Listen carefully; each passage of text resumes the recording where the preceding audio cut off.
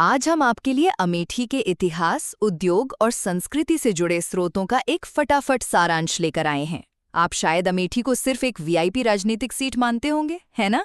लेकिन सच कहूं तो ये दिग्गज नेताओं, ठेठ अवधी संस्कृति और विशाल उद्योगों का एक कमाल का संगम है। तो पहला मुख्य बिंदु है यहाँ की अवधी संस्कृति और ऐतिहासिक व्यक्तित्व।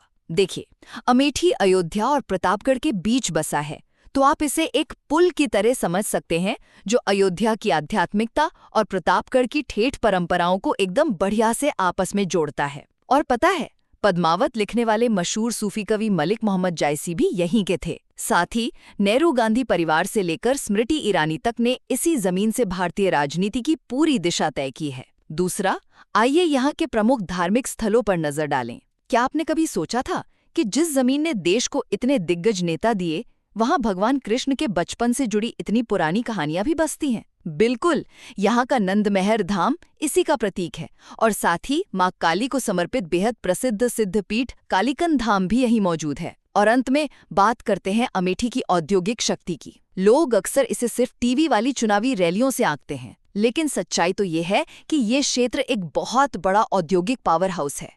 यहाँ हेल की यूनिट है जो सीधे रक्षा उपकरणों के पुर्जे बनाती है, और भेल भी है जहाँ भारी विद्युत उपकरणों का निर्माण होता है। तो सियासी शोर से लेकर जायसी की सूफी कविताओं और रक्षा उपकरणों के निर्माण तक, अमेठी सच में भारतीय विविधता और शक्ति की एक शानदार मिसाल है।